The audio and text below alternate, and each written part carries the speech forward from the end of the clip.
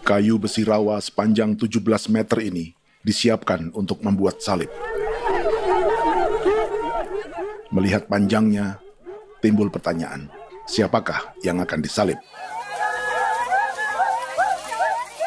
Siapapun itu, pasti sesuatu yang lebih besar dari mereka. Tapi Frankie Woro, Casimilus Awe, dan warga suku Auyu di Papua Selatan ini tak akan melukai siapapun. Mereka memakai salib ini sebagai tanda perlawanan.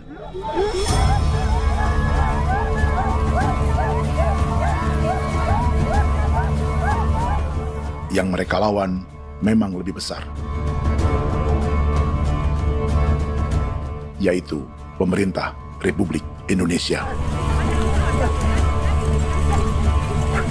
Pemerintah sedang mengincar 2,5 juta hektar hutan orang Papua untuk proyek tanaman industri pangan dan energi.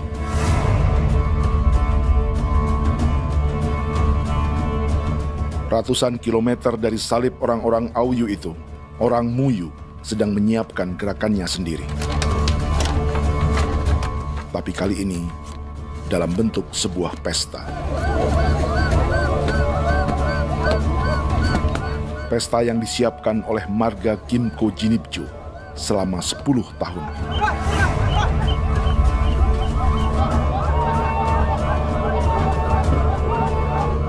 Sosok di marga ini adalah Willem Kimco, orang asli Papua yang tak punya kartu identitas kewarganegaraan manapun.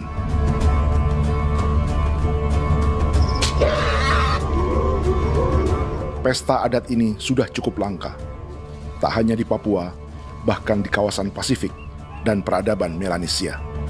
Awalnya bayarnya aneh kalau bukan. Itu nih hati kau kuda kerem bipnuka, dan kita ya kati kau berem barandipo. Kau memang ambil kau kuning. Ada gagasan dan gerakan sosial di balik pesta orang-orang Muyu ini. Sama dengan gerakan salib merah yang dimulai orang-orang Auyu. Salib ini akan menjadi yang terbesar dari 1.800 salib merah yang telah ditancapkan berbagai suku di Papua Selatan dalam 10 tahun terakhir.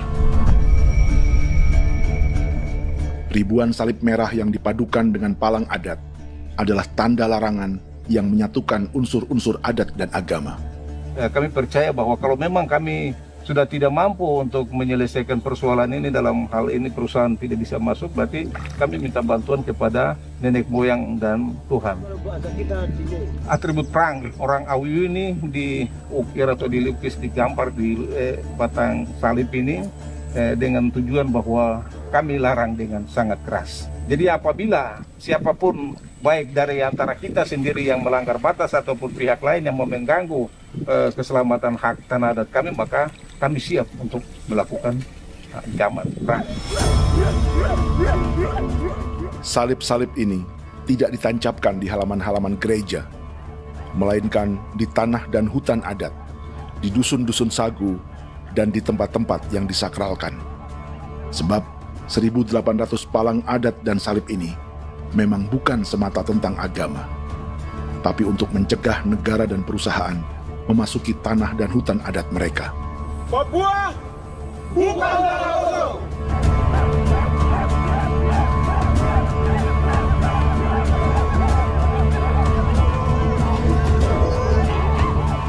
Di zaman TikTok ini, kami ingin menceritakan semua ini lewat film yang pendek.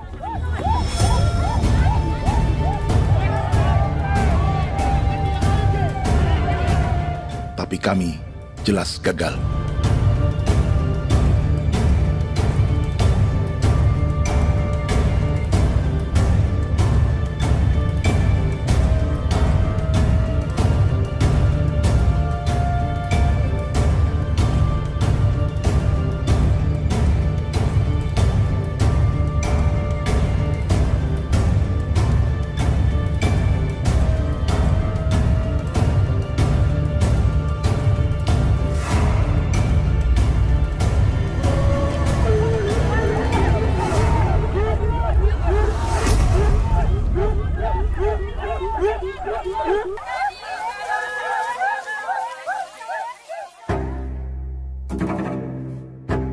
Di planet ini, ada 5 pemilik hutan hujan tropis terluas yang tersisa.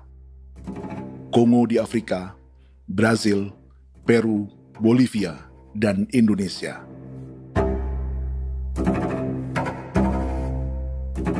Di Indonesia, satu-satunya pulau yang hutannya masih terjaga adalah Papua, pulau terbesar kedua di dunia setelah Greenland. Lewat sejarah kolonialisme yang panjang, pulau ini kini dikuasai 2 negara. Bagian barat oleh Indonesia yang juga dikenal sebagai West Papua, dan bagian timur menjadi Papua Nugini. Dan tepat di perbatasan ini, di bagian Indonesia, sedang terjadi proyek pemusnahan hutan terbesar di dunia.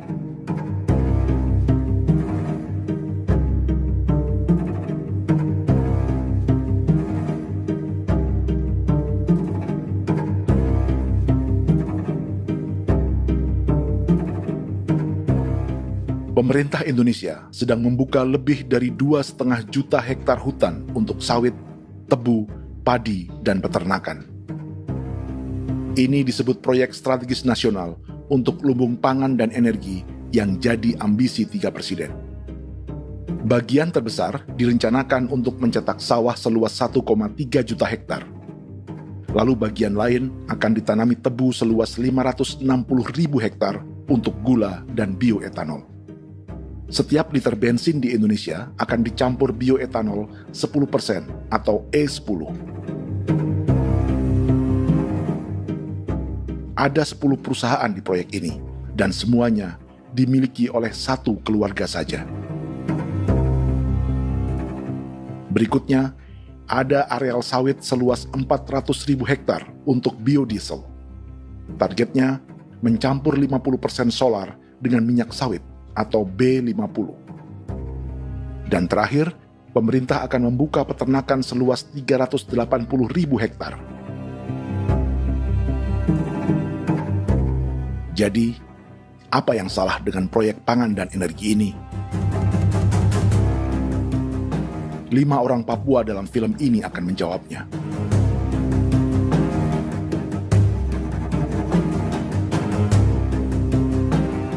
Yang pertama adalah Yasinta Moiwen dari suku Marin.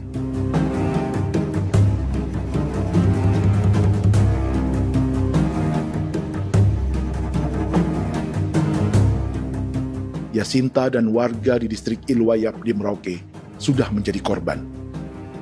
Hutan dan rawa sebagai sumber pangan dan ekonominya telah dihancurkan.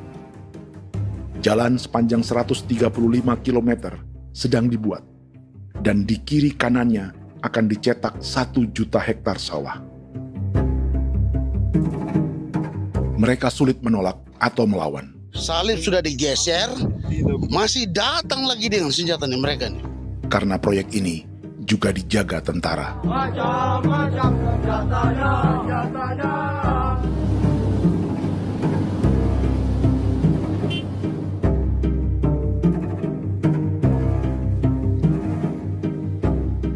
Yang kedua adalah Natalis Buer di distrik Tanah Miring, Merauke. Petani milenial ini merasa ditelantarkan. Sebab setelah hutannya diubah menjadi sawah, sebagian sawah-sawah ini tak tergarap. Orang asli Papua seperti Natalis tak punya modal untuk benih, pupuk, perawatan, hingga ongkos panen.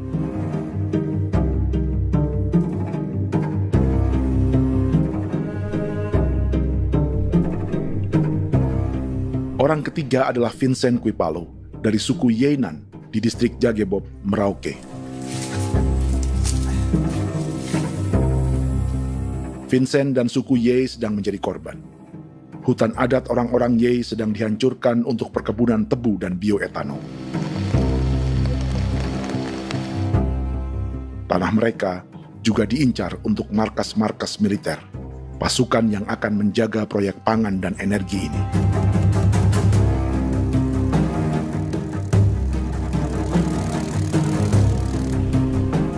Yang keempat adalah Frankie Woro dari suku Auyu di distrik Fofi, Kabupaten Bovendigul. Hutan dan tanah mereka terancam perluasan perkebunan sawit untuk campuran biodiesel atau B50.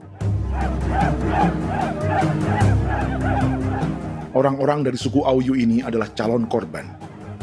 Merekalah salah satu pelopor gerakan Palang Adat dan Salib Merah. Meski kadang berseberangan dengan gereja yang mereka anggap lebih mendukung pemerintah dan perusahaan. Mereka bahkan sedang merencanakan gerakan yang lebih besar, dengan salib yang lebih besar. Tanah milik Somu Sobisiba itu bahwa tanah ini diciptakan oleh Tuhan dan memberikan warisan kepada kami. Kami ini hanya hak jaga.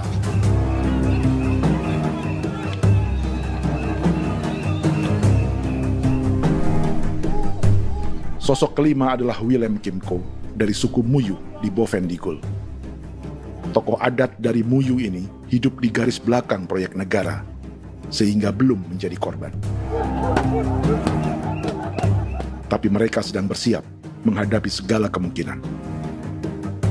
Tinggal di belantara dan perbatasan membuat sebagian mereka tak punya status kewarganegaraan. Tapi mereka telah hidup jauh sebelum ada Indonesia atau Papua Nugini.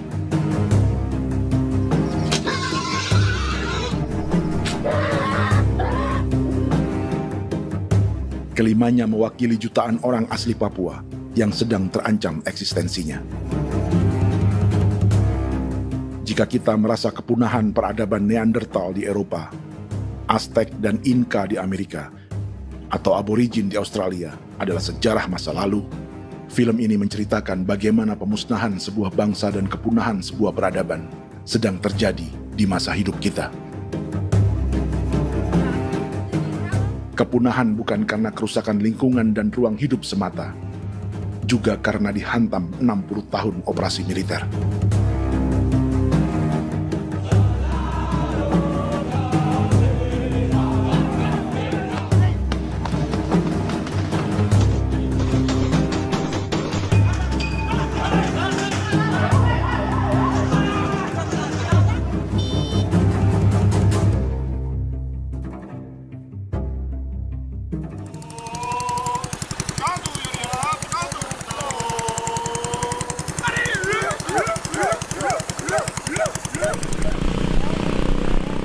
Frankie Woro dan orang-orang Auyu sedang berburu. Tapi lokasi perburuan mereka mulai dikuasai perusahaan perkebunan sawit.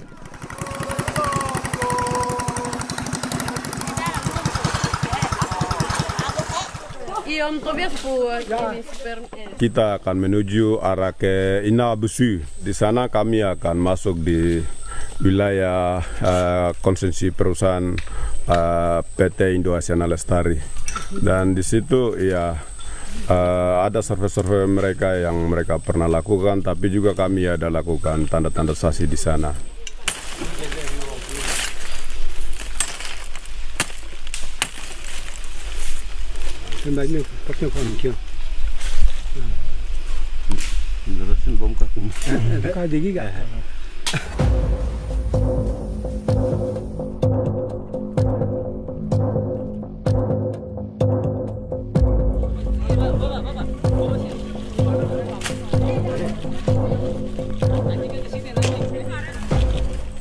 Dapat dengan yang induknya, tapi karena induknya dia lari dan terlambat kerja, akhirnya yang bisa kita dapat dia punya anak ini saja.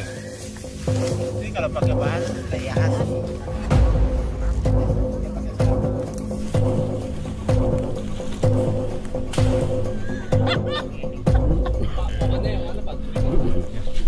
Pohon ini pohon bitanggur, dia punya kayu ini kita biasa gunakan untuk kerja perahu, dan juga kulit depu getanya itu kita pakai untuk kerja ini, panah-panah ini lem, jadikan lem ini, panah-panah.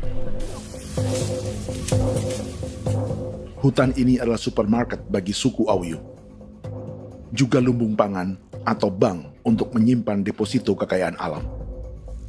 Hutan juga tempat yang penuh dengan sejarah suku, situs budaya, dan tempat-tempat sakral. Inilah yang sedang mereka pertahankan dari incaran pemerintah dan perusahaan.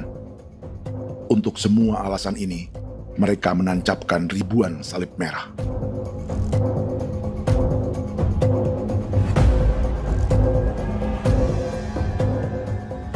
Tapi dari kampung, warga suku Auyu memberi kabar pada Frankie tentang intimidasi oleh aparat negara agar mereka melepas tanah ke perusahaan sawit dan berhenti memasang palang adat dan salib merah.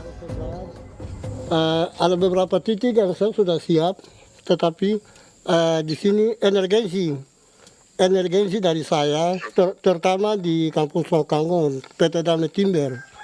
Dia mengganggu saya dengan menggunakan kekerasan maupun pihak hukum.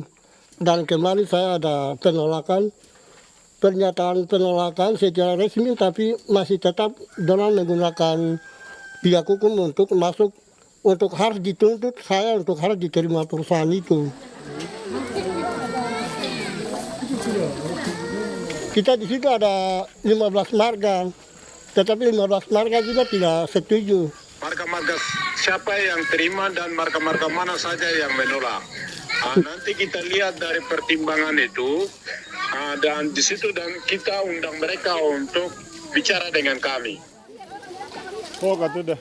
Sebagai sosok yang aktif dalam gerakan, warga Auyu terus memberi informasi lapangan kepada Frankie yang tak selalu berada di kampungnya.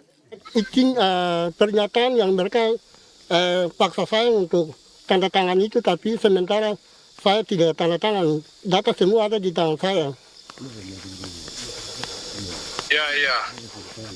Baik, kalau gitu itu lebih bagus karena tanda tangan itu yang berbahaya. Iya.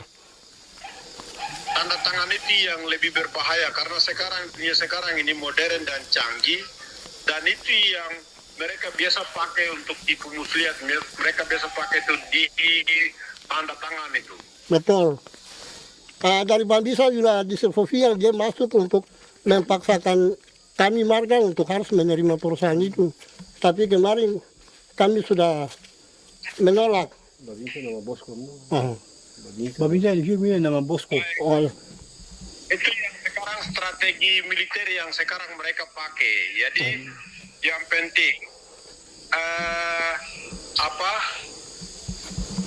masyarakat itu yang benar-benar mau menolak siap dukung ketua marga siapa yang nanti tampil. Ini adalah peta konsesi sawit untuk biodiesel dalam proyek strategis nasional. Dan di distrik Fofi inilah, orang-orang Auyu hidup dari sungai dan hutan. Tapi Frankie di Bovendigul masih lebih beruntung. Setidaknya dibandingkan Yasinta Moyen di Merauke yang sudah kehilangan hutan dan rawanya.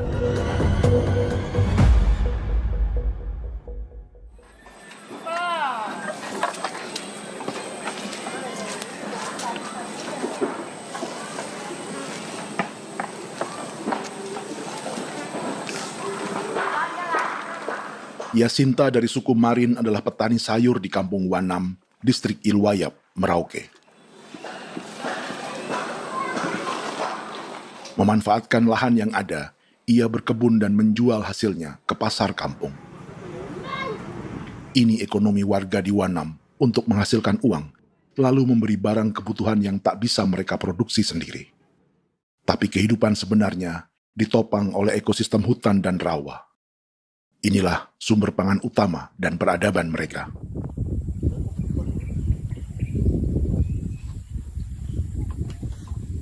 Namun ketenangan ini diusik ketika tiba-tiba pada Mei 2024, di Pelabuhan Wanam datang ratusan alat berat untuk proyek pangan dan energi pemerintah.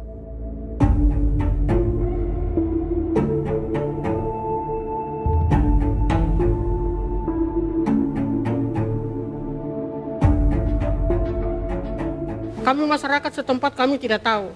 Kami kaget pagi-pagi kapal sudah ada di pelabuhan kami.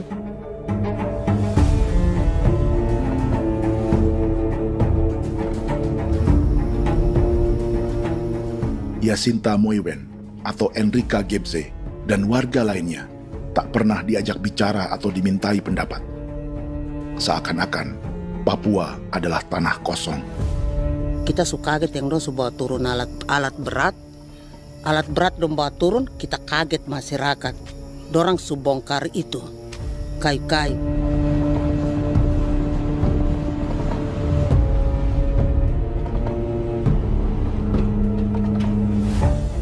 Bersamaan dengan alat-alat berat itu, juga berdatangan tentara Indonesia untuk mengawal proyek pembukaan hutan milik Jacinta.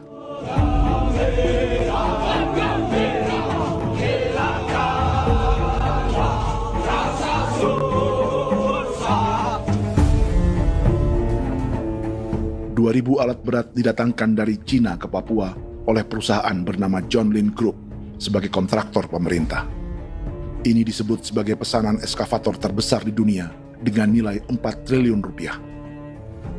Misinya membuka hutan dan rawa milik orang Marin, salah satunya untuk membangun jalan sepanjang 135 km. Sementara di kiri kanannya akan dicetak sawah yang ditargetkan seluas 1,3 juta hektar. Jalan berupa garis lurus ini bukan rute tradisional ekonomi masyarakat. Jalan ini akan menghubungkan kawasan perkebunan sawit dan tebu di sebelah timur, juga untuk mobilisasi pasukan militer. John Lin Group adalah perusahaan yang dimiliki Andi Samsudin Arsyad atau yang dikenal dengan Haji Isam. Sebagian orang mengenalnya sebagai pengusaha yang hobi balapan mobil.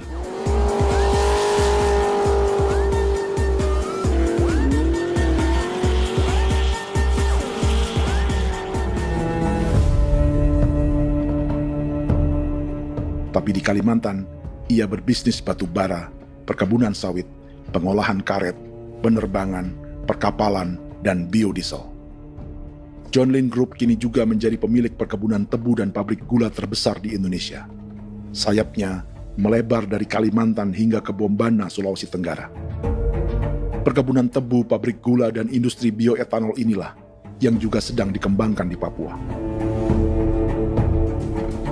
Foto ini adalah momen ketika Isam bersama kerabatnya, Menteri Pertanian Amran Sulaiman dan Menteri Pertahanan Syafri Samsudin, meluncurkan program biodiesel atau B50 di Kalimantan Selatan.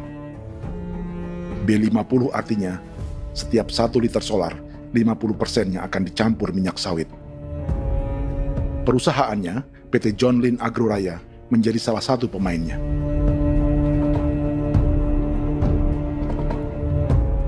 Sepanjang tahun 2025, saham PT John Lin Agroraya pernah naik hingga 700%.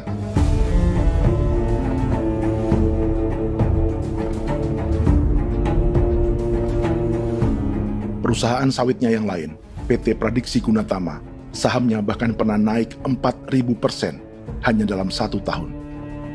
Dari harga saham ini saja, nilai kekayaan keluarga Isam diperkirakan mencapai 100 triliun rupiah lebih, menjadikannya salah satu keluarga terkaya di Indonesia dan salah satu pemain penting industri bioenergi. Dan di Papua Selatan inilah sebagian sawit-sawit untuk mendukung program B50 akan ditanam. Inilah tanah orang-orang Wambon, Muyu, Marin, Yei, atau Auyu seperti Frankie Ward.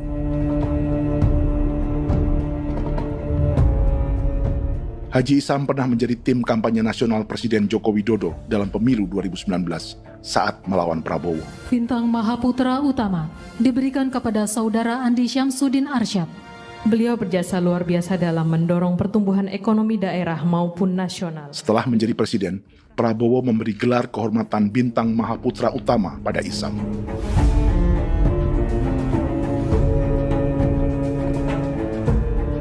Sejumlah menteri Prabowo, juga kerabat dan orang-orang yang pernah bekerja di perusahaan Isam.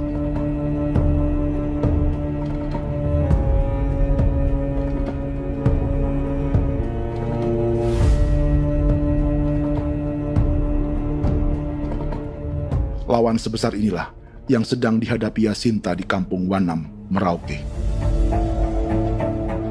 Atau petani perempuan lain seperti Enrika Gebse. Jadi alam kita ini sudah rusak. Jadi kita itu biasa jalan dari sini tuh harus pasang jerat di situ, harus cari makan di situ lagi. Itu tempat-tempat itu pasang-pasang jerat, tempat babi, rusa, sekarang sudah tidak ada lagi.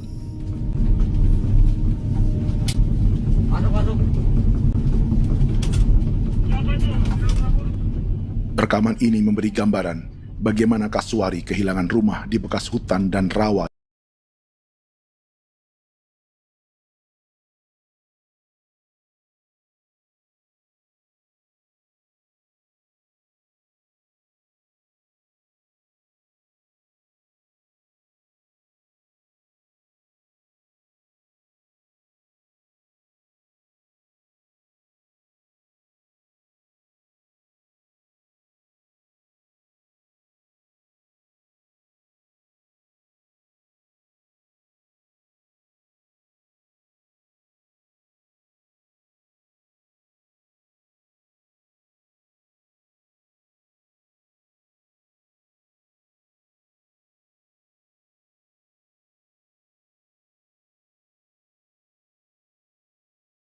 Cadangan pangan nasional. Macam-macam senjatanya, Proyek ini menambah panjang alasan mempertahankan kehadiran tentara di Papua dalam 60 tahun terakhir.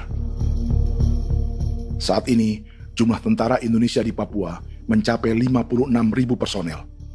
Atau ada 1 tentara untuk setiap 100 orang Papua. Bandingkan dengan rata-rata nasional, di mana hanya ada 1 tentara untuk 696 penduduk Indonesia. Itu belum termasuk polisi. Artinya, 1 orang Papua dijaga lebih banyak senjata dari rata-rata penduduk Indonesia. Tanah dan hutan diambil secara sepihak untuk kepentingan pembangunan batalion dan bandar antariksa. Ini bentuk perampasan masyarakat. Penolakan kehadiran markas-markas militer terjadi di sejumlah tempat di Papua. Tak hanya karena trauma dan ketakutan, juga karena mengambil tanah-tanah adat.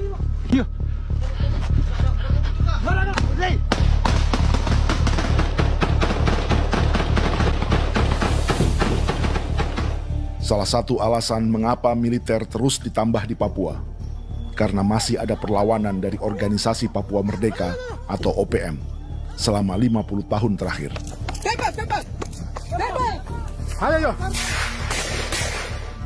Tapi kekuatan militer OPM diperkirakan hanya 1.430 personel dan 360 pucuk senjata.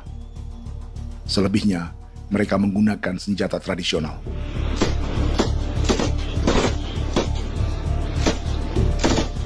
Dengan demikian, kekuatan tentara dan polisi di Papua 58 kali lebih besar dari gerilyawan Organisasi Papua Merdeka.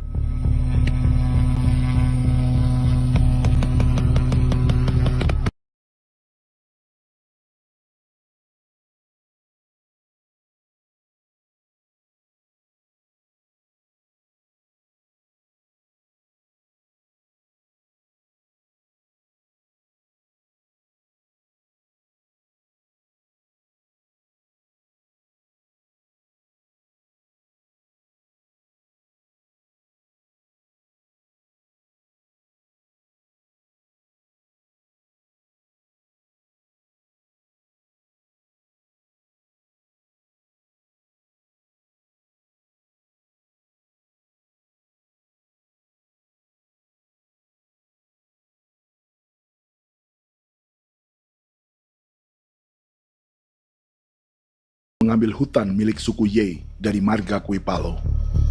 Tapi orang datang tanam ini saja di sini, tanam papa nama ini. Victor Kuipalo menunjukkan apa yang terjadi. Jadi kita juga kaget ini. Nah, kalau ini papa nama ini memang ini papa nama ditanam tapi bukan haknya mereka yang ini. Ini hak kami di sini, hak dusun kami, marga Kuipalo yang punya hak dusun ini. Setelah memasang patok, alat berat mulai bekerja untuk membangun markas militer di tanah orang Ye.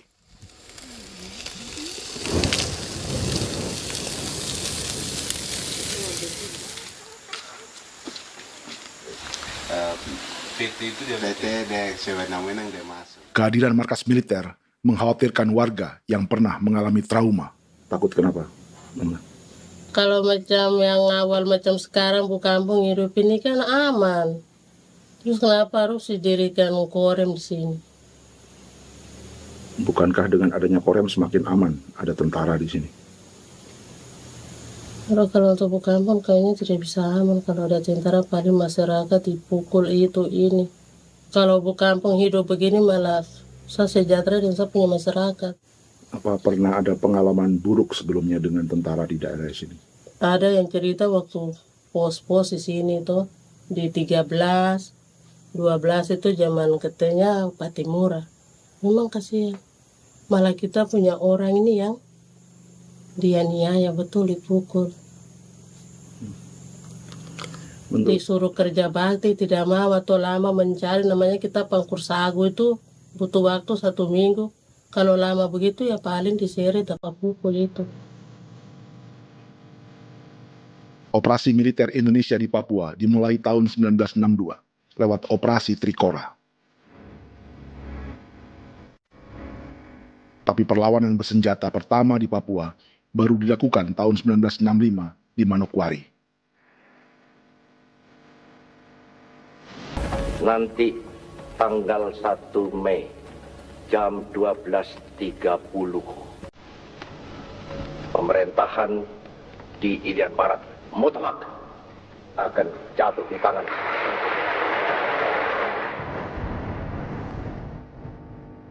Sejak itu, selama 60 tahun, operasi militer untuk menaklukkan Papua terus dilakukan. Salah satu operasi militer paling berdarah adalah Operasi Wibawa untuk memenangkan Indonesia dalam jajak pendapat tahun 1969. 643 orang tewas di Paniai. Lalu disusul 4.146 korban tewas antara tahun 1977 hingga 1978.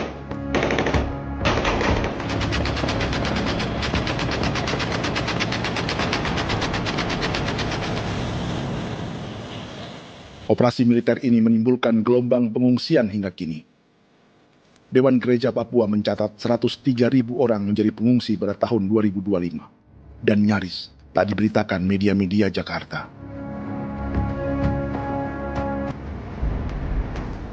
Jumlah pengungsi terbesar tercatat di Nduga yang mencapai 20.000 jiwa. Banyak di antaranya yang sedang hamil, seperti Jubiana, salah satu pengungsi Nduga. Jadi ini tagarik musika gibi muguruk berselari di namen wani gosem bigari me tegirik munene an nimbo misle berselari ne wam dagik lek prak de oy kore bangal no so ndak lok yo nandam yanet ndang no yat de nanen di ko nerwa membri wal marwa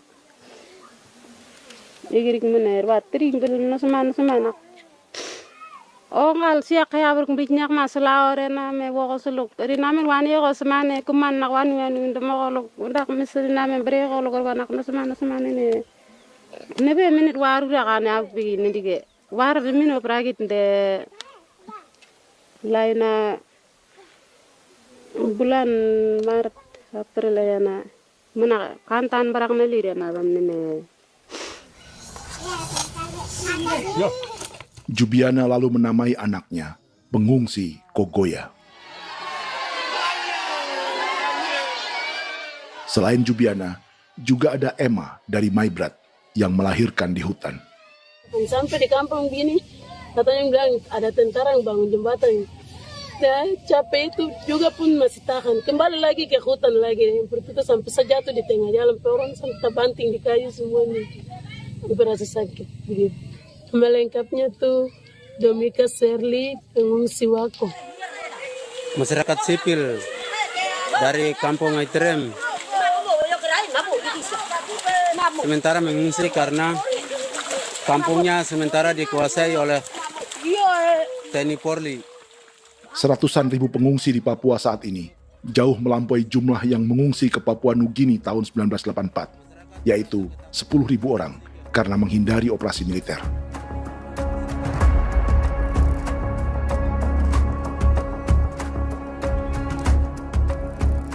Bersamaan dengan operasi militer, eksploitasi sumber daya alam Papua juga dilakukan sejak masuknya tambang emas dan tembaga Freeport pada tahun 1967.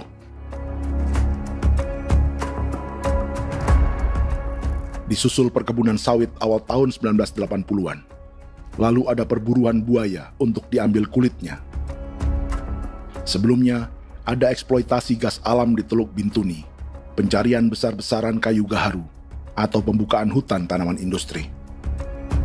Ini belum termasuk perburuan dan perdagangan ikan arwana di selatan Papua, penebangan kayu merbau dari hutan-hutan Jayapura, emas di Blok Wabu Intan Jaya, bahkan nikel di pulau-pulau kecil Raja Ampat. Dan kini, dalam skala yang belum pernah terjadi dalam sejarah, Papua dipaksa mencetak sawah, tebu untuk bioetanol, dan sawit untuk biodiesel.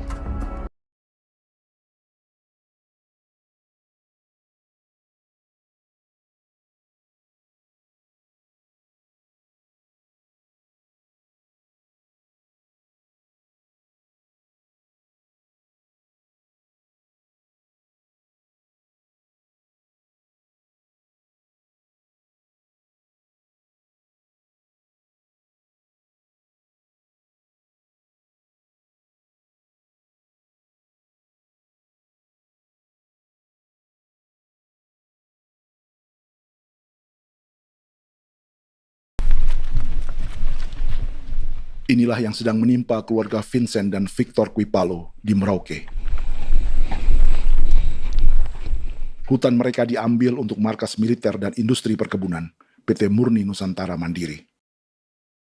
1 dari 10 perusahaan yang diberi konsesi untuk menanam tebu dan memproduksi gula serta bioetanol seluas 52.000 hektar.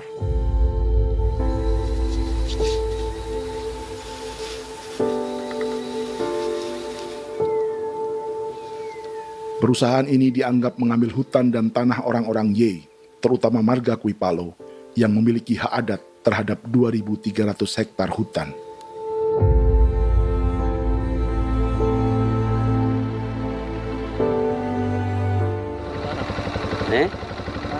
Tentara? Tentara. Oh iya, tentara.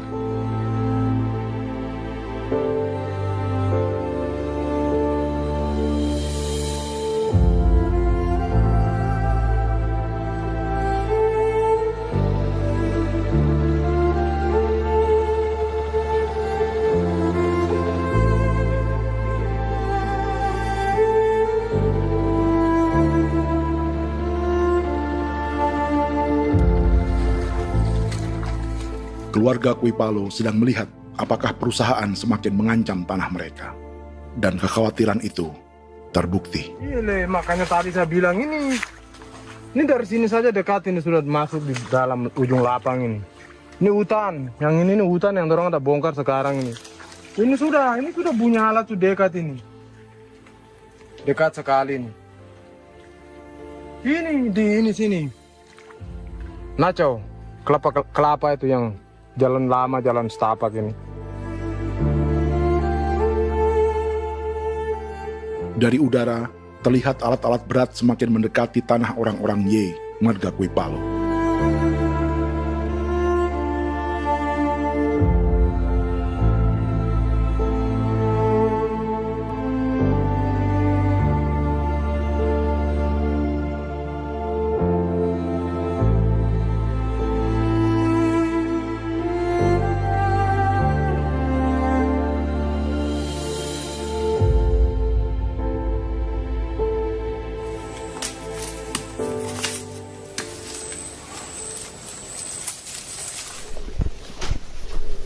Keesokan harinya, Victor dan kerabatnya memberi tanda cat merah di pohon-pohon yang berada di batas tanah mereka.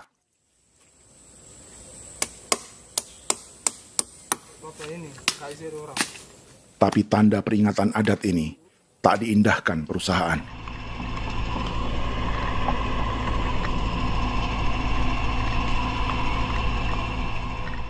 Dua bulan kemudian, perusahaan tetap memasuki tanah marga Kuipalo. Sama. Kami manusia, kau lihat. Tapi kita sudah sakit hati sekali saya kata adik. Sudah masuk. Baik, kalau pikiran berubah lagi. Kami juga punya tangan, hanya beda rambut. Mister itu juga. Wah, buka. Tidak.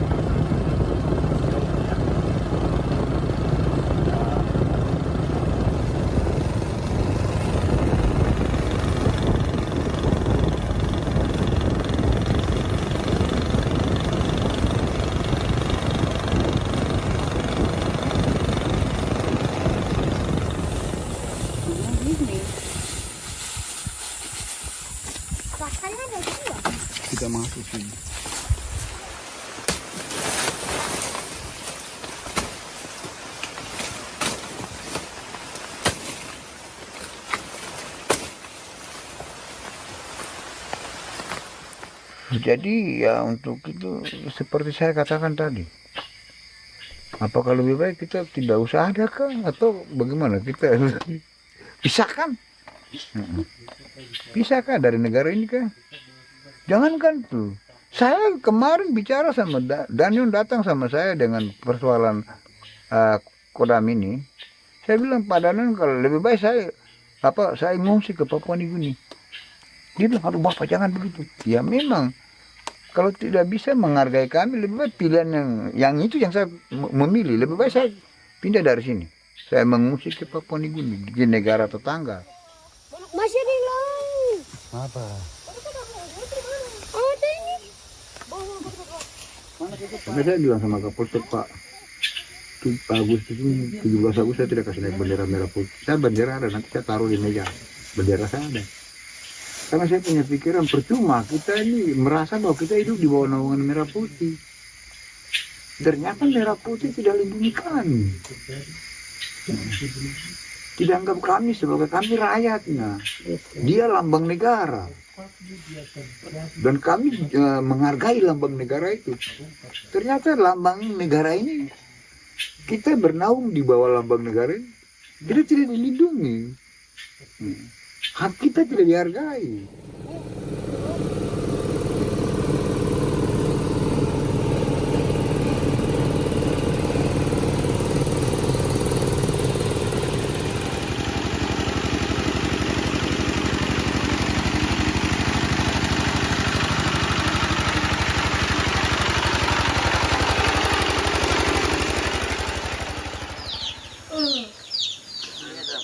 Marga Kuipalo dari suku Ye terus mendapat teror dan intimidasi agar melepas tanah mereka yang hanya dihargai Rp300.000 per hektar. Tapi mereka tidak berjualan tanah. Makanya mama itu tidak suka untuk lepas tanah. Untuk apa? Baru di dalam hutan itu ada obat-obat tradisi. Itu sudah Kalau macam ada sayur juga, kita ambil sayur yang dia tumbuh sendiri. Jadi kita ini mau kemana, kalau itu sudah digusur, ya habis. Kita ini jadi penonton. Jangan sampai kita ini duduk minta di jalan. Jadi kita tidak mau seperti itu. Makanya tanah itu kita tidak melepas. Tapi mungkin orang lain tuh dia senang saja. Lebih baik saya pegang uang merah dulu. Saya bisa beli-beli itu ini. Nanti datang uang sudah habis, gembel. Mau cari kemana lagi, hutan sudah habis. Mau makan ikan di mana, kali sudah hancur. Enggak kemakan. Seperti Yasinta di Wanam, suara dan gerakan kaum perempuan Papua sangat nyaring dan tak bisa diabaikan. Saya sebagai perempuan tolak untuk perusahaan masuk di sini. Karena kalau saya terima anak-anak saya mau dikemanakan, mau tinggal di mana. Apapun yang terjadi saya tetap tolak. Demi tanah ini saya akan berjuang, demi saya punya anak-anak. Yang katanya mengutamakan anak Papua, nyatanya yang kerja kebanyakan ya orang-orang Jawa. Dan sendiri orang Jawa, tapi bukan mau bicara yang tidak-tidak. Memang kenyataannya seperti orang-orang Papua itu diterbelakangkan, kurang diutamakan, gitu.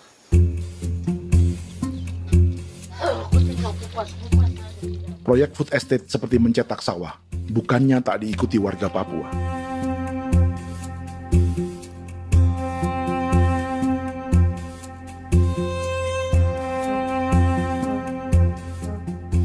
Salah satunya Natalis Buer di distrik Tanah Miring, Merauke.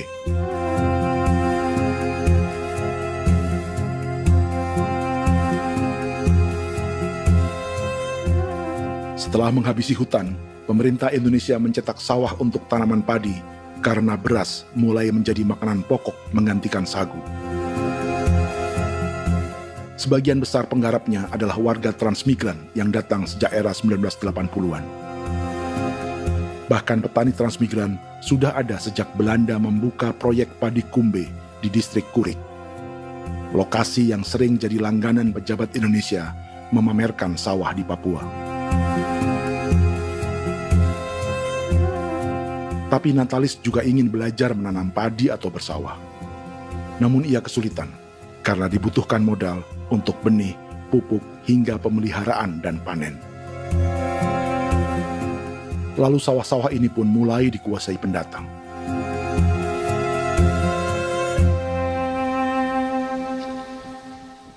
Tapi sejauh ini di kampung kami ini yang saya lihat memang ada kelompok kami punya di sini yang sudah tergabung dalam Gapoktan, kemudian masuk dalam optimalisasi lahan. Tapi baru saya anak asli yang punya lahan di sini. Mereka tidak punya.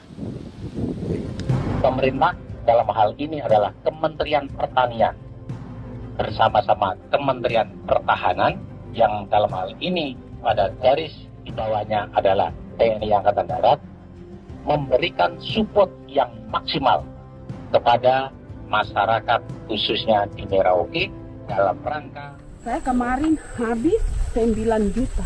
9 juta ya? Iya, 9 juta karena dia sudah tidak dipakai toh. Ya. Dia sudah Perempuan Papua seperti Filomena juga mau bertani. Pemerintah memberi bantuan Rp900.000 per hektar lewat program optimalisasi lahan atau OPLAH. Tapi dibanding biaya produksi dan harga jual gabah, Filomena mengaku berkali-kali rugi dan kini memutuskan tak lagi menggarap sawahnya. Terus kita harus cari uang untuk kondek. Betul. Karung kita beli. Karung beri sendiri lagi. Tenda kita beli. Ini dari yang offline ini don tidak siapkan. Tidak ada. Tidak ada ya, jadi mama don sendiri. Itu yang saya udah bilang, 900.000. Itu modal untuk Untuk kerja sawah ini. mulai dari kerja sampai nanti panen. Panen. Wih, ngeri sekali. Iya, lucu toh? Tidak dapat itu. Betul, Mam. Dong maksud begini. Kalau disuruh tanam ubi berhektar-hektar, mari datang. Kita tahu cara rawatnya bagaimana, Iya. tanamnya bagaimana, tanam model bagaimana supaya hasilnya model begitu. Kita tahu. Kalau yang ini kan kita baru belajar.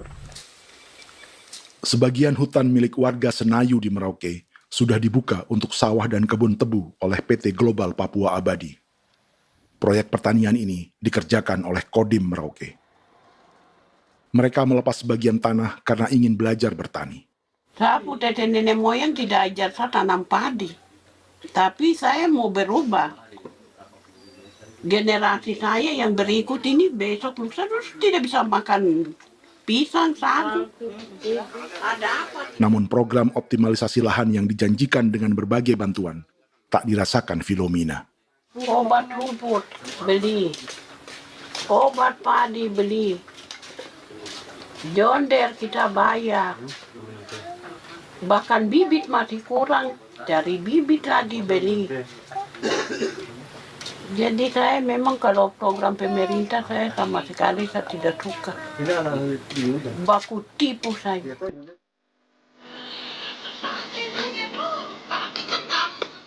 Mereka merasa ditinggalkan sendiri, jatuh bangun belajar bertani padi. Sementara sumber pangan dan air yang semula mudah didapat, kini telah berganti sawah dan kebun tebu. Dulu kita masih bisa jalan, nanti masak di kali, pakai air kali. Minum pakai air kali. Sekarang, kok mau masak? Tidak ada air. Air ada susu, mau minum tidak bisa. Sudah dengan obat. Don semprot tebu itu saja drone. Drone yang semprot. Saya lihat di itu. Jadi kita bukan drone yang terbang di atas untuk disemprot. Dong lempar pupuk di bawah ya dia mengalir ke kali. Mengalir ke kali, ke rawa-rawa.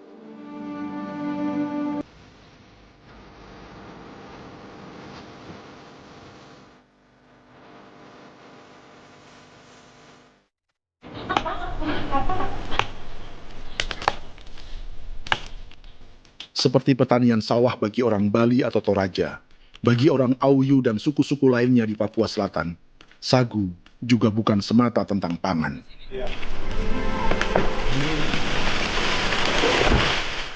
Bagi orang Auyu dan Marin, sagu adalah kerabat, sosok orang tua, sosok nenek moyang yang harus dijaga dan dilindungi. Lagi bikin apa mama ini mama? Pakai tokok itu sagu.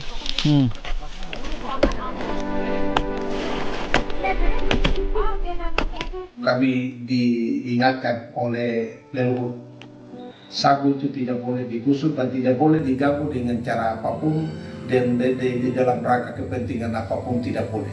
Kamu harus bela, bahkan sampai nyawa pun harus menjadi taruhan demi membela keselamatan keberadaan sagu di atas tanah ini.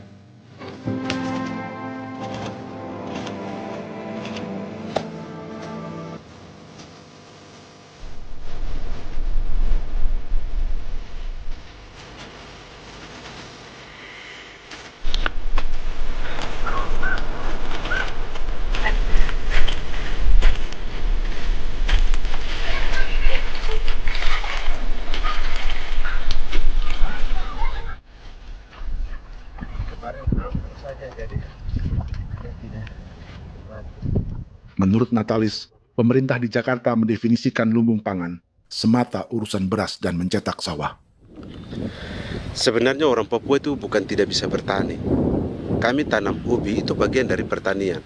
Nah, pertanian yang dimaksud oleh pemerintah itu harusnya selalu itu kalau bisa pemerintah harus spesifikkan pertanian apa yang dimaksud, pertanian tanam padi atau pertanian tanam ubi, petasan dan lain-lain. Ini yang harus dispesifikkan dulu. Begitu, sehingga tidak menjustifikasi kami orang asli Marin bahwa kami tidak bisa bertani. Bukan. Kami buka kebun besar-besar di sana, bahkan bermeter-meter, ratus-ratus meter pakai sekop, bukan pakai ekskavator, tapi ini pakai skop. Itu pertanian, begitu. Bagi Natalis, alih-alih memaksimalkan sawah-sawah yang sudah ada untuk petani Papua, pemerintah selalu membuka hutan baru, seperti dikerjakan perusahaan John Lynn Group dan melibatkan tentara. Padahal, sejarah keterlibatan militer dalam proyek food estate atau cetak sawah adalah sejarah kegagalan yang bertubi-tubi 4 presiden selama 30 tahun terakhir.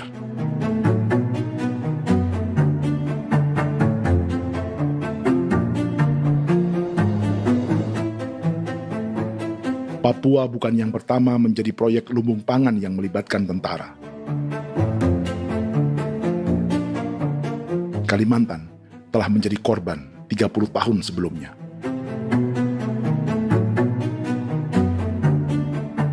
Ini adalah bekas hutan yang sudah dibuka di Pulang Pisau, Kalimantan Tengah.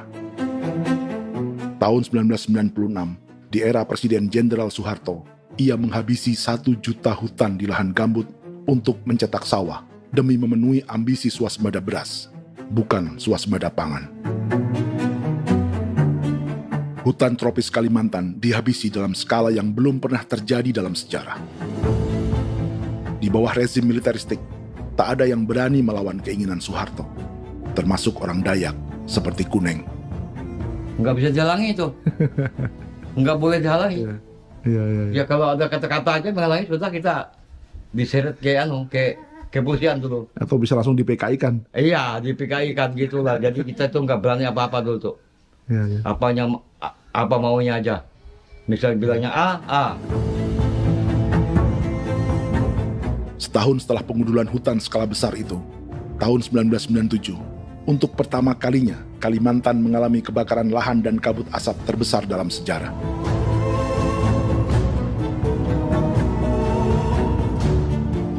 Sebagai ilustrasi, ini kondisi kabut asap tahun 2015.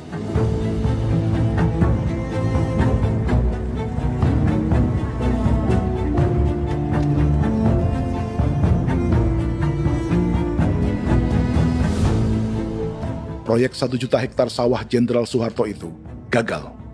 Bendungan dan saluran irigasi mangkrak hingga kini. Mei 1998, rezim Soeharto tumbang. 2 tahun setelah ia menumbangkan jutaan hektar pohon di Kalimantan. Setiap tahun, lokasi ini menyumbang kebakaran dan kabut asap yang merugikan jutaan orang. Sawah yang berhasil di Kalimantan justru bukan sawah yang dibangun Jenderal Soeharto, melainkan yang dirintis para transmigran sejak era 1980-an. Sawah-sawah inilah yang ikut digarap oleh militer di era Presiden Joko Widodo. Dan hasil dari proyek food estate Presiden Jokowi itu sama sekali jong nih, nggak ada harapan lagi sudah seperti ini.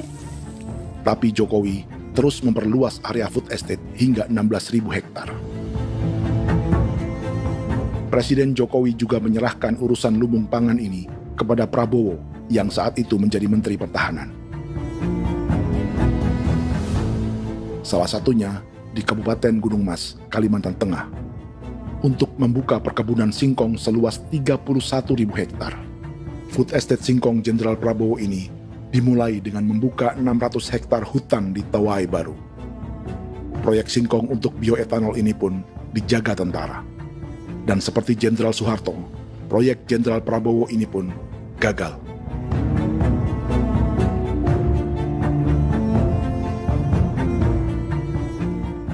Dengan reputasi ini, Joko Widodo dan Prabowo justru sedang membuka 2,5 juta hektar di Papua.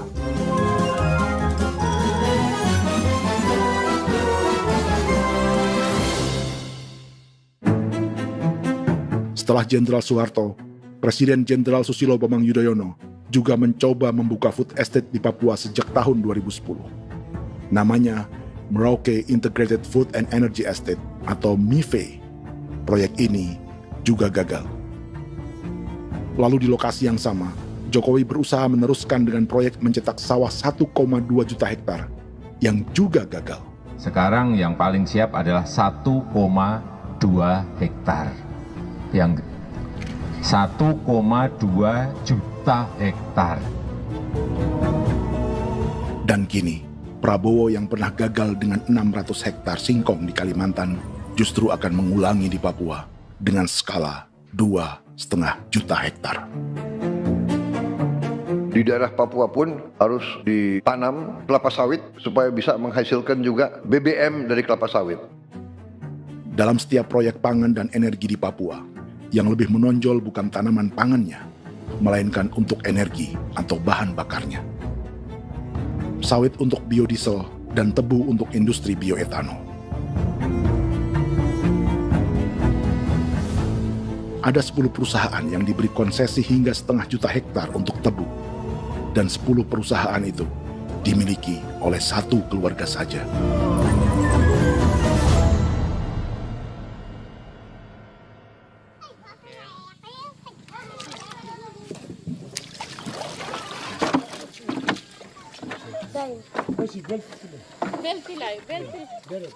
Para perempuan Auyu di Bovendigul akan berangkat memancing. Priska Beni membantu menyiapkan perahu.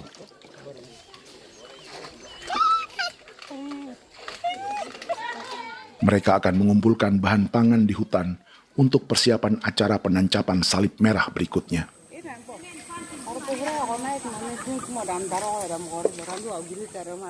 Priska sudah mengambil posisi memancing.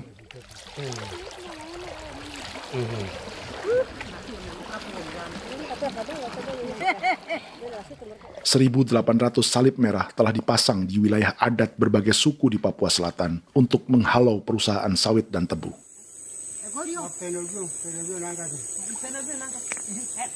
Maria Tebung yang paling muda datang membawa hasil. 2 ekor ikan gastor alias gabus toraja. Sebagai generasi Z, pendidikannya sampai sekolah dasar. Di perusahaan perkebunan seperti sawit atau tebu, ijazah SD hanya bisa menjadi buruh kasar. Tapi ia tak tertarik. Karena kita hidup itu dari alam, kita pancing, juga di darat, bawa anjing, terus bikin pagar sagu, dapat babi, bawa baru kita makan. Jadi kita tidak mau perusahaan masuk. Kita tidak akan terima. Sementara Priska Beni masih mencari peruntungan. Tapi baginya, menjadi nelayan di Sungai Fofi masih lebih baik daripada bekerja 9 tahun di perkebunan sawit. Sudah pengalaman, jadi kita tidak mau lagi. Sudah berapa lama ketika kerja itu? Selama di sana. 9 tahun di sana. 9 tahun? Saya baru pulang dari perusahaan. Selama 9 tahun kerja di sawit, bisa punya rumah kah? Atau Tidak. motor kah? Tidak. Johnson kah? Tidak. Cuma makan saja. Pendapatan juga kan tidak lebih. Habis dimakan.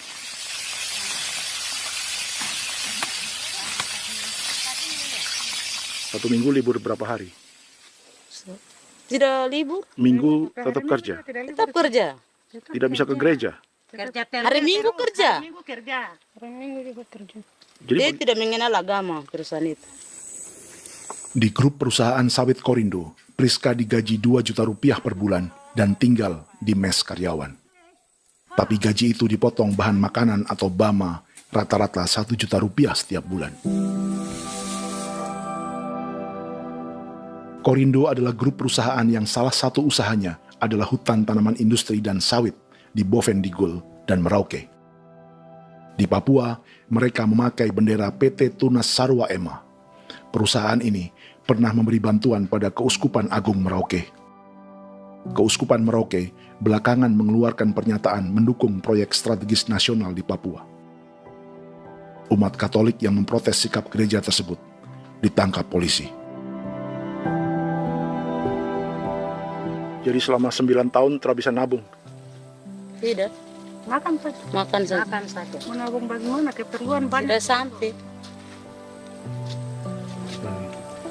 Habis di anak-anak uang sekolah.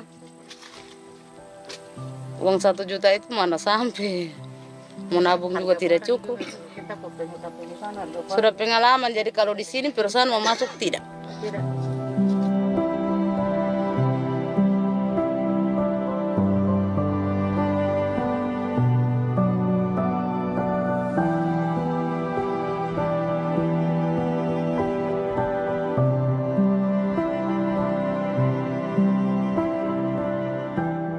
Dan menu makan siang seperti ini agaknya sulit bagi buruh sawit atau tebu yang digaji 2 juta rupiah per bulan. Generasi Z seperti Maria Tebung atau generasi milenial seperti Priska Beni punya matematika ekonominya sendiri. Sawit untuk biodiesel atau tebu untuk bioetanol tak akan ada bedanya bagi mereka.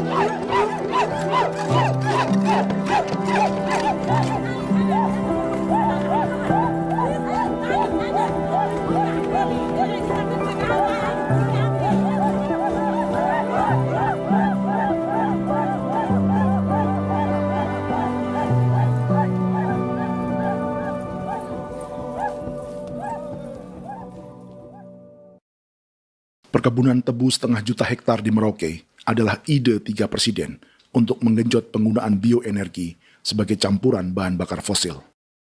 Selain swasembada pangan, swasembada energi di daerah Papua pun harus ditanam kelapa sawit supaya bisa menghasilkan juga BBM dari kelapa sawit. Juga tebu menghasilkan etanol. Singkong, kasava juga untuk menghasilkan etanol. Bioetanol adalah bahan bakar nabati atau tumbuhan yang dapat dicampur dengan bensin. Sama dengan program biodiesel yang mencampur solar dengan minyak sawit. Pertamina saat ini sudah menjual BBM bioetanol dengan campuran 5% yang dipasarkan dengan merek Pertamax Green 95. Tapi pemerintah ingin menaikkan kadarnya menjadi 10% atau E10. Maka ke depan kita akan mendorong untuk ada E10. Kemarin malam sudah kami rapat dengan Bapak Presiden. Bapak Presiden sudah menyetujui untuk direncanakan mandatori 10% etanol. Idenya untuk mengurangi ketergantungan pada bahan bakar fosil yang diimpor dan menimbulkan polusi.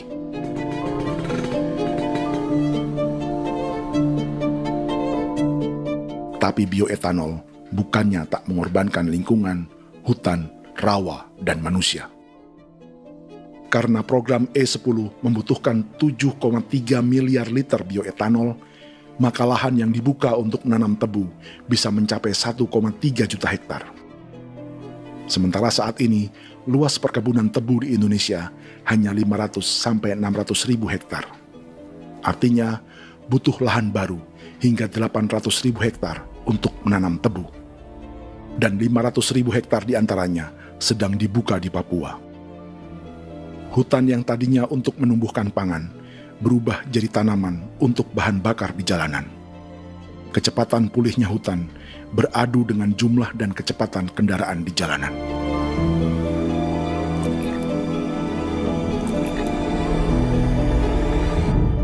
Dahaga terhadap energi tak pernah bisa dipuaskan. Setelah minyak sawit untuk biodiesel, dunia kini merambah singkong, jagung, dan tebu untuk bioetanol. Benua Amerika, Eropa, sebagian Afrika, hingga separuh Asia kini mulai memakai bioetanol sebagai campuran bahan bakar.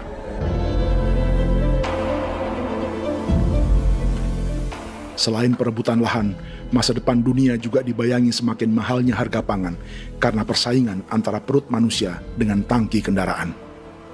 Ini adalah lokasi perkebunan tebu dan bioetanol PT Murni Nusantara Mandiri yang mengancam tanah Vincent Quipalo dan orang-orang Ye di Merauke. Beberapa kilometer di selatan adalah PT Global Papua Abadi yang mengancam tanah orang-orang Muyu dan Marin. Dua perusahaan ini adalah bagian dari 10 perusahaan yang mendapat konsesi lahan untuk tebu dan bioetanol di Merauke.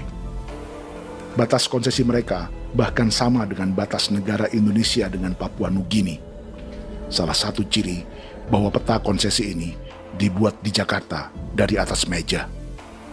Sama seperti kolonial Inggris dan Belanda ketika mereka membagi Pulau Papua dengan garis lurus pada abad 19. Seakan Papua adalah tanah kosong. Bedanya, meski peta konsesi ini mengatur batas 10 perusahaan, tapi perusahaan-perusahaan ini sebenarnya dimiliki oleh satu keluarga saja. Ini nama 9 dari 10 perusahaan tebu dan bioetanol di Merauke, Papua. 99% saham mereka dimiliki sebuah perusahaan bernama PT Merauke Nusantara Manis. Sementara 1% sisanya dimiliki PT Merauke Gula Mandiri. Tapi saham kedua perusahaan ini dimiliki PT Merauke Sugar Group. Dan perusahaan ini, 90% sahamnya dimiliki pengusaha bernama Angelia Bonaventure Sudirman, serta perusahaan bernama Zico Trust dan Resource Harvest. Lalu 10% lainnya dikuasai PT Papua Energi Abadi, yang pemiliknya adalah Dudi Christian dan Angel Madeline. Sekarang, mari kita lihat siapa mereka. Angelia Sudirman adalah keponakan dari salah satu konglomerat sawit Indonesia, Martias Fangiono. 9 perusahaan di Papua ini berada di bawah bendera Merauke Sugar Group. Dan Merauke Sugar Group hanya satu dari 7 grup perusahaan milik keluarga Fangiono.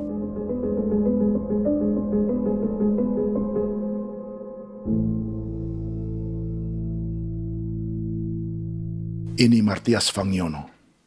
Seperti Haji Isam, Martias selama ini dikenal sebagai pengusaha sawit yang kini merambah bisnis tebu dan bioetanol. Ini momen saat penanaman perdana tebu di Merauke bersama Presiden Joko Widodo Juli 2024. Di sini juga ada anak Martias Fangiono, yaitu Wirastuti Fangiono. Wirastuti adalah salah satu yang menonjol dari keluarga Fangiono.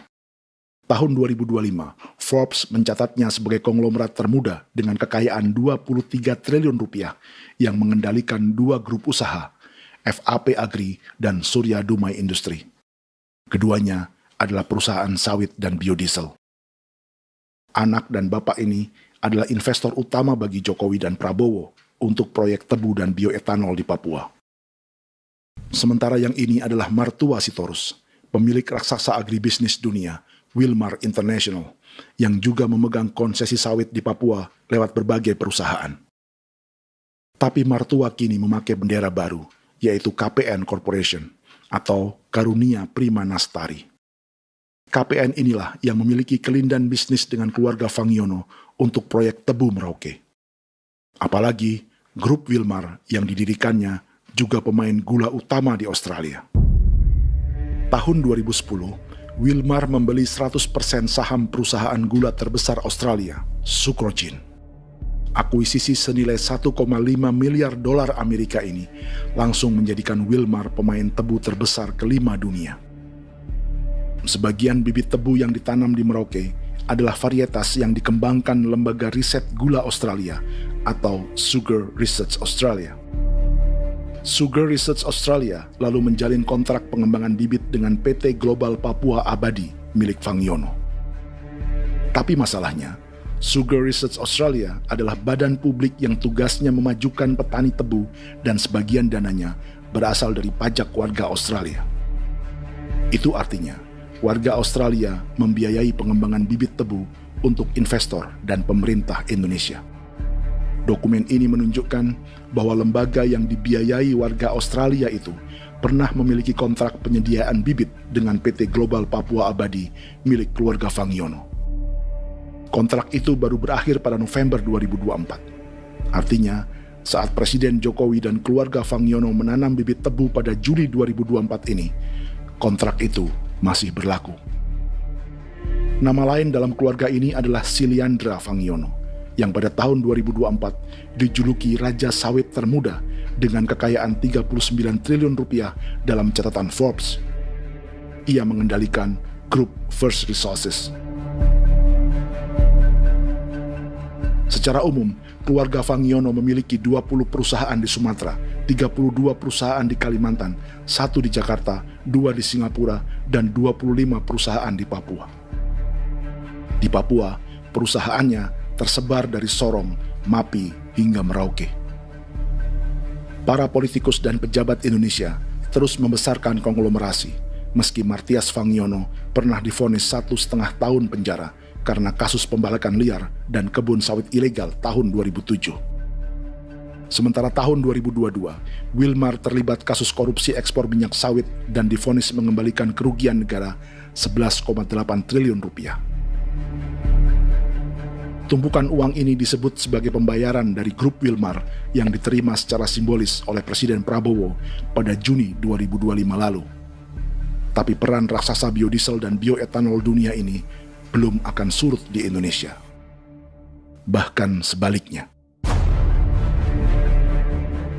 Sebuah dokumen presentasi bisnis dari Wilmar International Limited pada tahun 2010 ini bisa menjadi petunjuk. Presentasi ini bagian dari proses pembelian 100% saham raksasa tebu Australia, Sucrogin. Dalam presentasi ini, Wilmar mengaku ditawari konsesi lahan 200.000 hektar di Papua, atau dulu disebut Irian Jaya, untuk menanam tebu. Dengan penerbangan hanya 2,5 jam dari kantor Sucrogin di kota Townsville ke Merauke, Wilmar akan mengawinkan bisnis gula dan bioetanolnya menjadi pemain dunia. Dan lokasi yang diincar oleh Wilmar adalah distrik Ilwayap di Merauke, kampung halaman Yasinta Moiwen. Dan persis disinilah, 14 tahun kemudian, ribuan eskavator John Lynn Group milik Haji Isam mulai membuka hutan sebagai kontraktor pemerintah. Presentasi dan gagasan ini dibuat oleh Wilmar pada Juli tahun 2010. Sebulan kemudian, Agustus 2010, pemerintah Presiden Susilo Bambang Yudhoyono meluncurkan proyek Lumbung Pangan dan Energi Merauke atau Merauke Integrated Food and Energy Estate. Targetnya membuka lahan 1 juta hektar dalam 5 klaster yang masing-masing 200.000 hektar. Angka yang sama dengan presentasi Wilmar. 5 tahun kemudian, 2015, giliran Presiden Joko Widodo yang mau melanjutkan proyek pangan dan energi 1,2 juta hektar. Menjelang pensiun sebagai presiden, Jokowi kembali menggencarkan proyek ini dan melibatkan Prabowo sebagai Menteri Pertahanan. Jokowi lalu mendukung Prabowo sebagai presiden berpasangan dengan anaknya, Gibran Rakabuming Raka sebagai wakil presiden. Kini, setelah menjadi presiden, giliran Prabowo yang melanjutkan proyek bioetanol dan biodiesel dengan memobilisasi militer dan melibatkan pejabat-pejabat yang juga para elit partai koalisinya.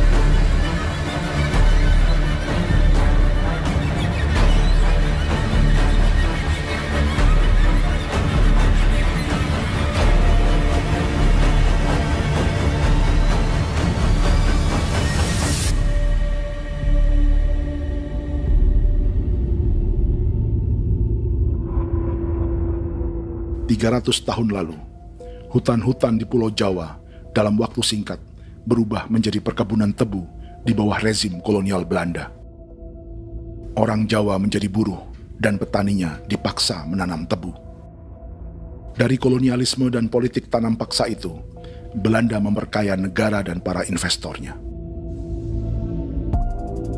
Tak puas membuka hutan untuk perkebunan di Jawa dan Sumatera, kolonial Belanda menanam tebu hingga di Suriname dan mengerahkan ribuan orang Jawa sebagai buruh pada tahun 1890. Inggris yang sudah menguasai negara seluas India dan Papua Nugini pun masih menanam tebu jauh di tengah Samudra Pasifik, di tanah orang-orang Fiji. Lalu memindahkan puluhan ribu orang India menjadi buruh di sana. 200 tahun sebelumnya, ratusan ribu orang Afrika bahkan diperbudak untuk bekerja di perkebunan-perkebunan tebu Spanyol dari selatan Eropa hingga Karibia, Kuba, atau Jamaika. Jika dulu tebu menjadi gula atau emas putih, kini cerita kolonialisme tebu berlanjut di Papua untuk bahan bakar nabati atau bioetanol. Dan seperti semua cerita tentang kolonialisme, akan ada yang berpesta dan ada yang membayar. Dalam setiap cerita pesta kolonialisme, baik di Jawa, Karibia, atau di Papua, selalu melibatkan para elit lokal, dari pejabat, perwira, hingga agamawan. Tapi dalam setiap kolonialisme, juga selalu ada cerita tentang mereka yang mempertahankan diri dan melawan.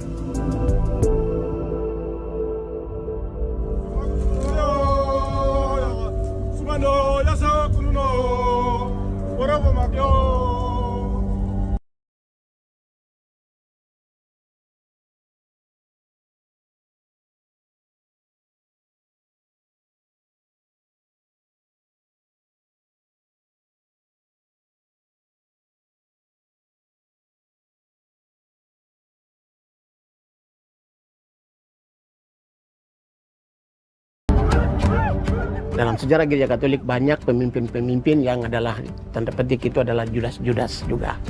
Jadi itu sudah pasti karena itu adalah manusia.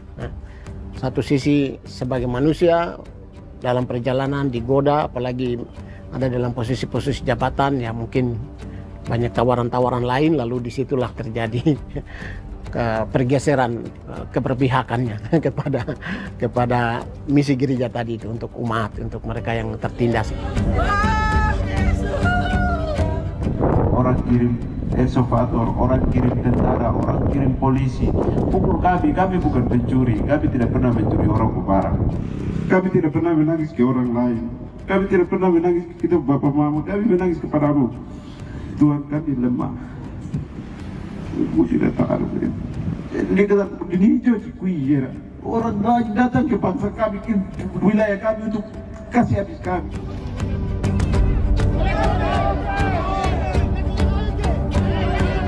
Ya Hakimam Dehi, Ya Hakimam Dehi, Bono Ya Hadikul Dehi, Bono Ya Hadikul Dehi. Kita buat sasi seperti begini untuk menolak perusahaan apapun yang masuk di tanah kami. Kalau kita kasih, kita bikin rusak sekarang, kita punya generasi berikutnya mau dapat kemana. Jadi kita nyatakan sikap di sore hari ini, kami tolak. Apa yang dilakukan pemerintah untuk PSN adalah kejahatan. Pemerintah bagian dari kejahatan, aktor perusak dan pembunuh terhadap negara, terhadap alam, hutan, terhadap manusia. Jadi negara jadi aktor pembunuh. Jadi Pilatusnya siapa? Negara, pemerintah Jakarta ini. Tanah Wiu bukan tanah kosong. Masyarakat adat kami masih ada. Perusahaan tolak. Biar asal.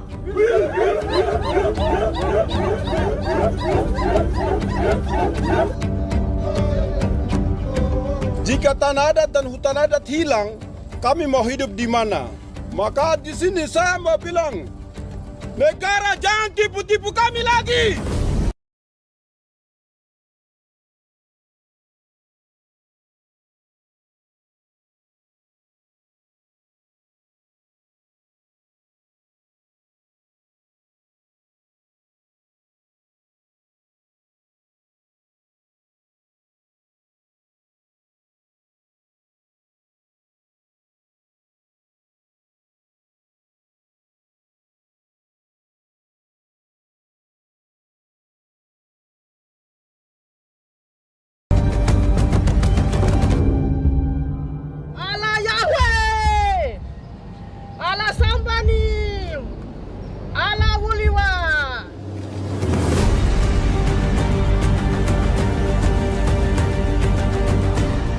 Kalau kami dianggap orang Papua itu bagian daripada Republik ini, tolong hargai kami. Dengan adanya PSN, PT, John Lynn Group yang sudah menerobos tanah kami dan hutan kami, merusak alam kami. Itu yang kami datang ke Jakarta jauh-jauh dari Papua. Kami mau bersuara kepada Bapak Presiden Prabowo Subianto, di mana keadilan untuk masyarakat Papua. Tolong lihat masyarakat Papua yang sudah mati. Kami bersepakat menyatakan, 1. Gereja-gereja di Indonesia mendukung masyarakat adat yang menolak proyek strategis nasional di tanah Papua. 2. Gereja-gereja di Indonesia menolak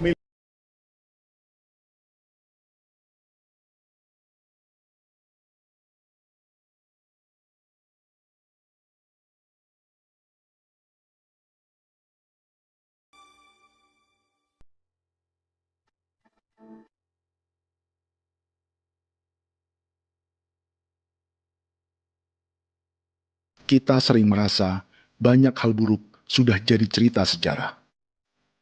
Dan kita sekarang hidup lebih baik, lebih beradab, atau mustahil melakukan kejahatan seperti di masa lalu. Kita tidak lagi menghukum mati orang dengan memenggal kepalanya. Kita menembaknya atau menyuntik racun agar tertidur dan mati. Tapi ada hal-hal yang tak berubah. Salah satu pembantaian yang kuat di ingatan kita adalah kejahatan Nazi atau genosida di Rwanda. Padahal pembantaian juga sedang terjadi di masa kita, seperti di Gaza, Palestina. Penghancuran sebuah peradaban seperti Indian di Amerika atau aborigin di Australia juga kita anggap masa lalu. Sekarang kita merasa lebih baik dan lebih toleran. Padahal proses penghancuran bahkan pemusnahan yang sama sedang terjadi terhadap bangsa Melanesia di Papua. Begitu juga dengan praktik kolonialisme.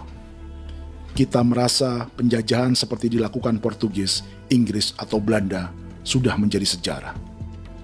Dan Indonesia tidak mungkin menjajah. Padahal itulah yang sedang terjadi dan dirasakan di Papua.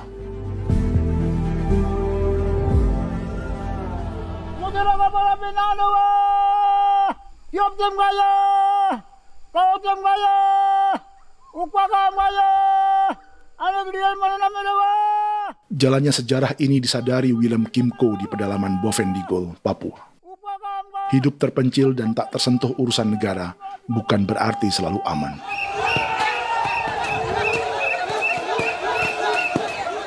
Untuk sampai di tempat ini, orang-orang Muyu menempuh 2 hari berjalan kaki mengarungi hutan, lembah, dan sungai. Termasuk mereka yang datang dari perbatasan Papua Nugini. Mereka berkumpul untuk memenuhi undangan pesta adat yang disebut Awon Atatbon atau Pesta Babi. Yang mengundang adalah marga Kimco Jinipjo. Yang dituakan di marga ini adalah Willem Kimco. Ia tak punya kartu tanda penduduk dan kewarganegaraan manapun, baik Indonesia atau Papua Nugini. Tahun 1984, 10.000 orang Papua, terutama suku Muyu, mengungsi ke Papua Nugini untuk menghindari operasi militer Indonesia, termasuk Willem Kimco.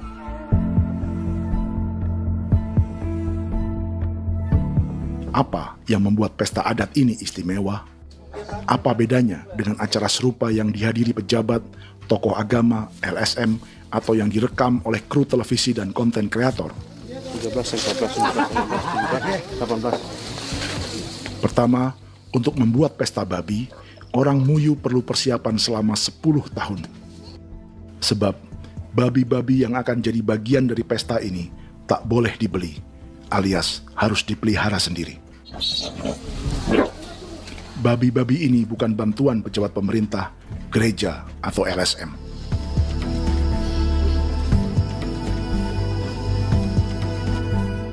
Yang kedua, babi-babi ini tidak dipelihara di kandang. Jadi punya nama babi ini kah? Harimau. Harimau? Harimau. Dia kulit dengan ini bulu di harimau, macam harimau begitu kan, kasih nama harimau. Setelah diberi nama, mereka dilepas liarkan di hutan sejak kecil. 10 tahun kemudian, jika tiba saatnya pesta, para pemburu akan mencari mereka di dalam 479 hektar hutan milik marga Kimco. Suku atau marga lain tak akan mencurinya di hutan, karena mereka sudah punya babi dan wilayah masing-masing. Itu artinya, mereka harus tetap menjaga dan mempertahankan hutannya, agar babi-babi bisa hidup. Demikian juga dengan lahan pangan mereka, yang menumbuhkan sagu, keladi, atau aneka sayuran.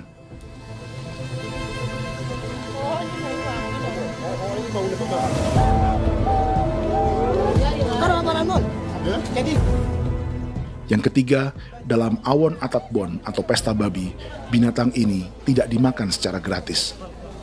Setiap marga atau klan dalam suku Muyu akan membayar jerih payah tuan rumah menjaga hutan dan memelihara babi.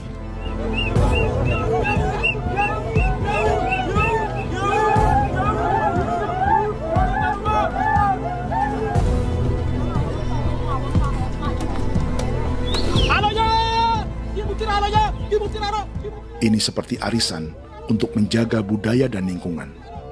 Bagian dari budaya dan ekonomi timbal balik yang ditandai dengan siklus memberi dan menerima.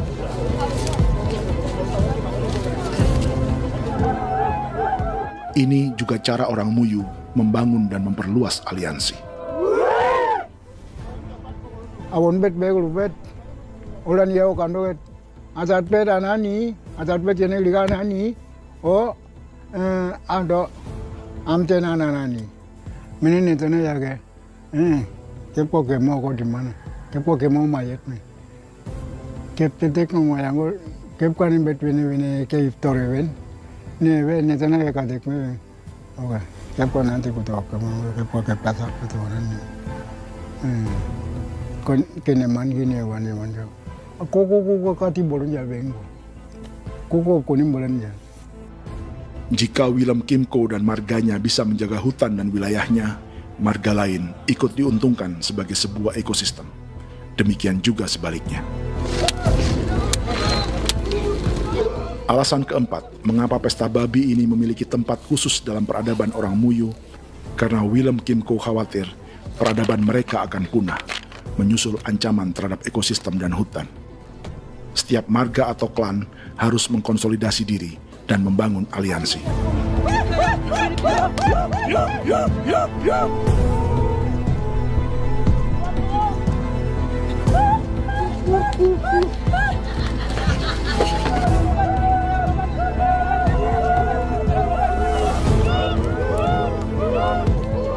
Kekhawatiran Willem dan orang-orang Muyu tak berlebihan. Ruang hidup mereka bersinggungan dengan proyek bioetanol dan biodiesel pemerintah Indonesia. Mereka juga tahu apa yang telah dan sedang menimpa suku lain seperti Auyu di Bovendigul atau Yainan dan Marin Anim di Merauke.